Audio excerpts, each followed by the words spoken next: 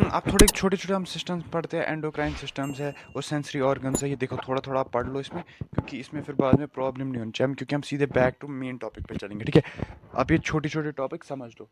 ये हमारी स्पीड अभी रुकने वाली नहीं है, तो हम ये छोटे-छोटे सिस्टम्स पहले कंप्लीट करते हैं, एंडोक्राइन और सेंसरी ऑर्गन्स। उसके बाद हम चलते हैं एक्सक्रीटरी, फिर लास्ट का रिप्रोडक्टिव, फिर खत्म खत्म कर देंगे फ्रॉग।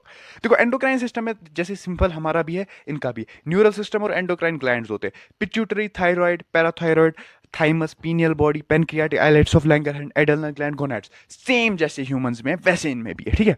ये तुम्हें याद रखने की वैसे जरूरत नहीं है, क्योंकि ये तुम्हें पता है। पिट्यूटरी है, थायराइड है, पैराथायराइड है, थाइमस है, पीनियल बॉडी है, pancreatic islets of Langerhans, adrenal gland and gonads, ठीक है? अब आता है नर्वस सिस्टम। सेम ह्यूमंस की तरह सीएनएस पीएनएस में डिवाइड करो। सेंट्रल नर्वस सिस्टम में आएगा ब्रेन और स्पाइनल कॉर्ड, पीएनएस में आएगा क्रेनियल नर्व और स्पाइनल नर्व। क्रेनियल नर्व यहाँ पर होती है 10 पेयर और स्पाइनल नर्व यहाँ पर होती है 10 पेयर। याद रखना ये चीज। ये थोड़ा इसको मैं थोड़ा मार्कर से हाईलाइट करता हूँ। ये जो है ना, ये 10 पेयर ये याद रखो। 10-10 पेयर याद रखो, ठीक है? स्पाइनल नर्व, क्रेनियल नर्व जो है 10-10 पेयर है। और यहाँ पर पीएनएस में फर्दर होगा सोमैटिक नर्वस सिस्टम और ऑटोनोमल नर्वस सिस्टम। ऑटोनोमल नर्वस सिस्टम में होगा पैरासिम्पैथिक और सिंपैथिक। ये चीज तो तुम्हें पता ही है, तुमने पढ़ा ही हुआ है, क्योंकि ये ह्यूमंस का है, सेम इसी का। बस यहाँ पर याद रखो 10-10 पेयर है इनके, स्पाइनल नर्व और क्रेनियल नर्व, ठीक है? इनमें होते हैं मिड ब्रेन में इनके होता है ये पेयर ऑफ ऑप्टिक लोब्स होते हैं। हाइंड ब्रेन में क्या होता है, इनको सेरिबेलम और मेडुला ऑब्लोंगेटा, सेम में, ठीक है? ये तुम्हें समझ आ गया ना?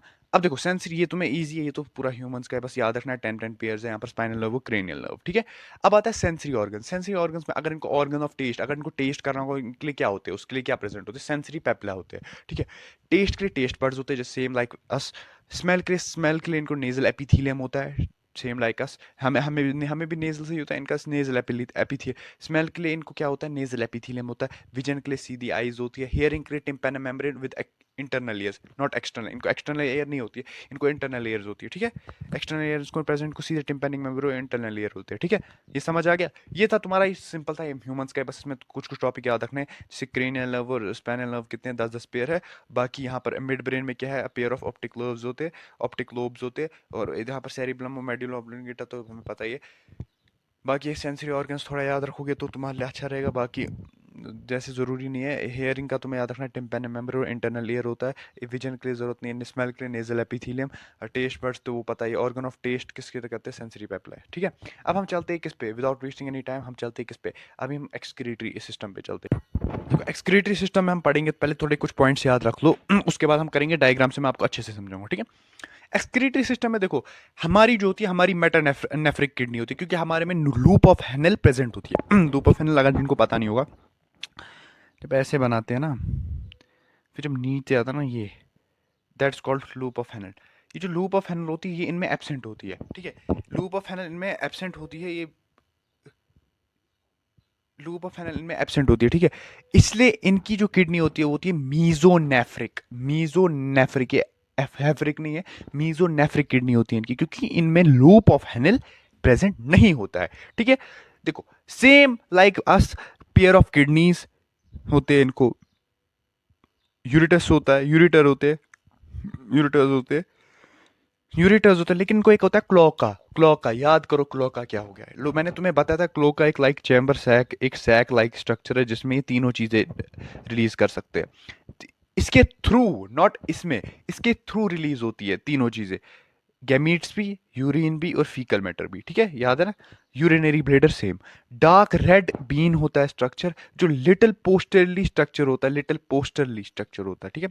पोस्टरली स्ट्रक्चर होता है, जो मैंने इधर पे दिखाऊंगा तुम्हें मैं, ये जो मैंने तुम्हें इधर ऐसे दिखाया था, लिटिल पोस्टरली स्ट्रक्चर होता है बॉडी में, बोथ साइड से होता है। वर्टिबल कॉलम अगर ये हो गया, इनके बोथ साइड से होगा, ठीक है? ये चीज समझ आ गई? Dark red bean like structure होता है, ये चीज याद, dark bean red like structure.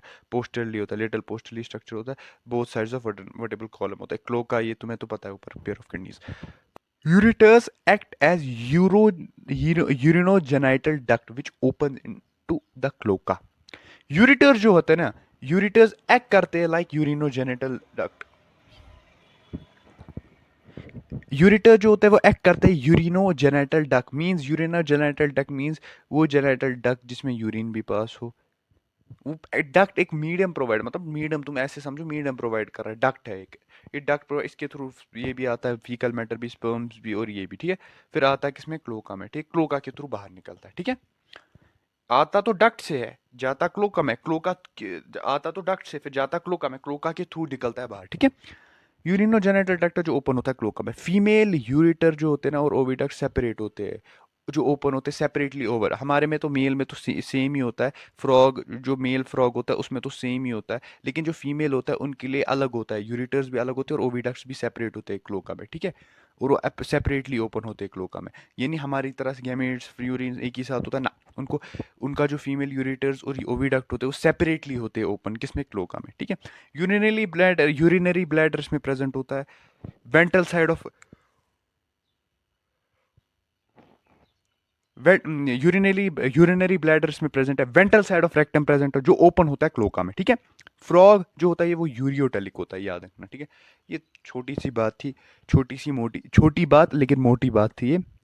अब हम चलते हैं डायग्राम पे। डायग्राम दिखाओ, मैं तुम्हें डायग्राम दिखा दूंगा ना, तुम्हें डायग्राम से क्लियर हो जाएगा क्या चीज़ क्या नहीं है और क्या क्या। और मैं तुम्हें टेस्ट चीज़ के ऊपर भी बताया था ना वो क्या चीज़ थी, वो भी मैं बताता हूँ, ठीक है। चलो डायग्राम पे चलते हैं।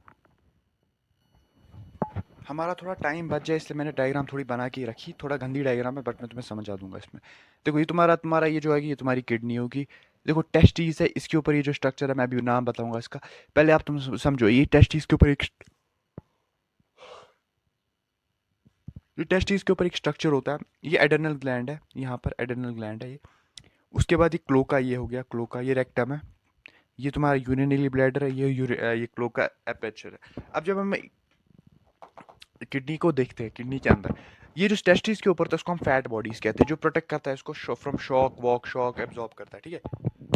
ये टेस्टिस, ये किडनी होगी, ये बिडर्स कैनाल है, इसके थ्रू जाता है, पास होता है, यूरिन हो या कोई भी हो, यहाँ पर यूरिनोजेनाइटल ट्रैक्ट है जिसके थ्रू फिर जाता है क्लोकल में, ठीक है। ये तुम्हारा ये मेल का है, लेकिन ये मेल का याद रखना, ठीक है। ये मेल का एक्सक्रीटरी सिस्टम, ये मेल की बात करें, फीमेल वो अलग अलग होता है, ठीक है। इतना आ गया समझ, इतना डिफिकल्ट नहीं था। इसी के साथ हमारा ये एक्सक्रीटरी सिस्टम भी हो जाता है ख़त्म। अब लास्ट टॉपिक है जो हमारा, वो है हमारा मेल रिप्रोडक्टिव सिस्टम और फीमेल रिप्रोडक्टिव सिस्टम। उसके बाद हम यही ख़त्म कर देंगे, ये किस्सा ही ख़त्म कर देंगे, ठीक है, फ्रॉग का किस्सा ही ख़त्म कर देंगे।